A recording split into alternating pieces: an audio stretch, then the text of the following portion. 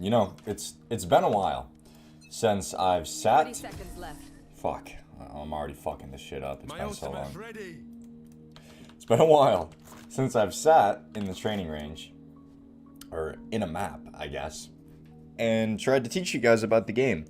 But we're back, and we're gonna talk about Phoenix Retake's guide, because some of you dumbasses have followed me for Phoenix, and you keep requesting Phoenix guides, so I'm gonna deliver a Phoenix guide.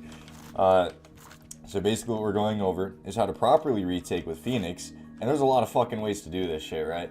Like, you can retake with his flashes, with his mollies, with everything. It's best if you have a full set of utility, but let's be honest, the odds that you're gonna have a full set of util by the time a retake scenario happens is quite low. But it does happen, because in this game, there are a lot of quick pushing teams that you can play against when you're playing Pugs in Ranked. People will just push onto site, and then you find yourself on retake a lot on Phoenix. So it is very important that you know how to properly retake with Phoenix. So we're going to go over no abilities, and I'm just going to do a quick run through of how you should actually be retaking a site properly. So when you're retaking a site, it's very important that you don't dilly-dally, right? Because I see people retaking, and it's like, let's say it's a 2x, okay? So like a 2v3, 2v4.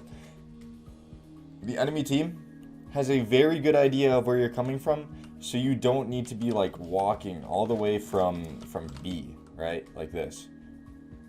And this also goes for if you're flanking through.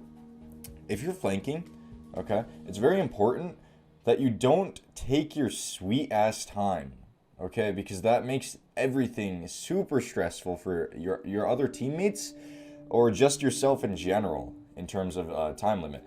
They already can presume, they can already assume that there is going to be somebody on the flank. That's pretty obvious knowledge. Generally, people are going to think one is probably going to be flanking, especially if you've done it already.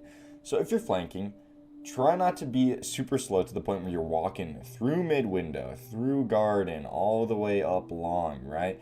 Maybe just run through window, hard clear out lobby, clear out short from lobby, and then just run up long, something like that. Something like that would be very simple. But when you're retaking, you need to be very, very sure that you are doing concise clears. So what I mean by that is when you're going in, don't do it like this. Don't just walk around like this and just fucking clear like this, right? This is not how you should be clearing a site in a retake. Now that actually right there looks better than some of the shit I see at the higher level. Sometimes I'll see people just stall at CT, like they'll peek like this, they'll clear this, and then they'll just keep clearing, and then they'll just sit right here and wait for a peek, right? The thing with retaking is the enemy team does not have to peek you whatsoever. They can let you onto site. Like, they don't have to peek you. So you waiting like this for a peek is not really accomplishing much at all.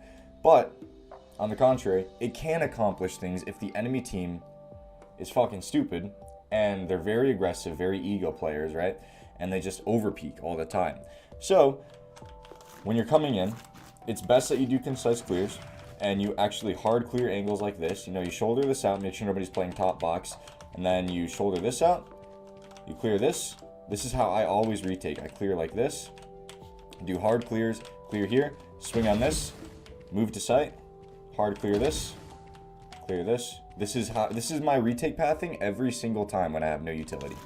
I'll run it through one more time. I have a path that I take almost every single time unless I am forced, my hand is forced to actually switch something up here. So my path always looks like this. I will clear this, I'll clear these boxes. I'll start kind of soft clearing this, you know, shouldering it out, making sure nobody's playing on top boxes. And then I'll hard clear this, make sure nobody's playing there. And then keep shouldering a little bit, clear out default, clear out feedy, clear out short, make sure nobody's holding the angle, clear this corner, soft clear that, and then I back up against this wall right here, and then I wide swing like this, not to the point where I'm exposed though, and then I can turn around, and I can pre-fire that wall, and then you can clear out these, wide swing that, wide swing this, wide swing this, right? It's very simple. You're clearing as many angles as possible, as quickly, and as concisely as possible. You want to have intention when you are clearing things. You want to have intention. So, That's without utility. If I were to have Phoenix utility, my entry path would look something like this. I'd throw that, and then I'd flash around the side like this. I'd flash once more to get myself under, and then I'd be able to clear this. Once the wall drops, I can wide swing that, or I can be playing behind these boxes just waiting since I already have this cleared out, right? So then, that gives you basically free access onto site when you throw a wall like this, right? You can pretty much just walk out. You don't even need a flash, but flashing here is pretty necessary just in case. You can clear this, and then you can just wait, right? You can just wait behind this box for a wall to drop, pre-aimed on this angle. That's really like the best way to clear stuff out. With your wall, you are cutting down on the angles that you are exposed from, allowing yourself easier access to site, just like that. It's very simple. Very, very simple, right? Very simple shit. And you can do this, you can flip this around as much as you like, right? Let's say you actually get out to this area. If you want to take this engagement without even risking being peeked from under heaven, you can use your wall for that.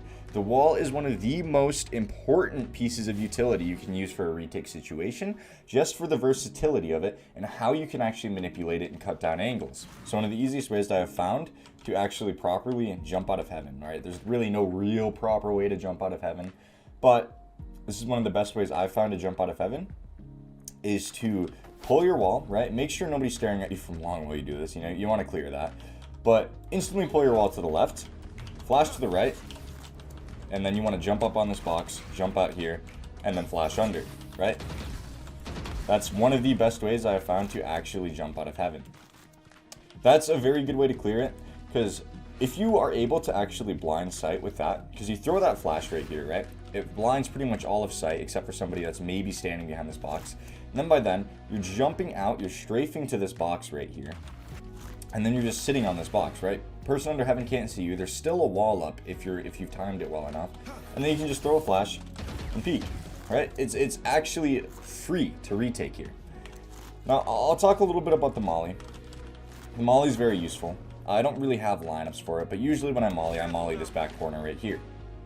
And that'll molly that out at least, or I'll molly short, right? Those are like the two main mollies I actually use, just so I can't get peeked from graffiti while I'm trying to do this shit, you know? Alright, so we've talked about these two mollies here.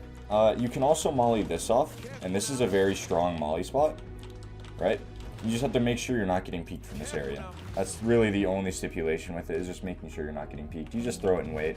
I've gotten kills doing it. You can even do it from like right here, as long as you line it up properly, right? So the molly is a good tool.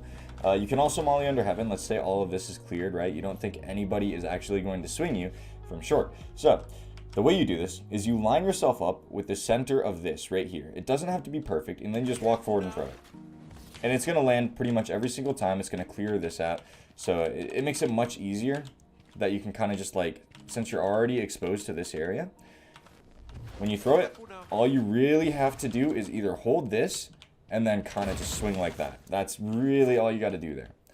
So I know I'm mainly just talking about Haven, but all of this, everything I'm saying is applying to like every map. The general principles are always going to apply to every single map. The wall, you use it to isolate angles, to cut yourself off, to make sure you are not able to get peeked from other areas. Hopefully this is all connecting, right? The molly is used to make sure you cannot get peeked, or to flush areas out of, or to flush people out of certain areas. The flashbang is to flash out common areas, right? This all makes sense, I'm assuming. They each play their own specific role.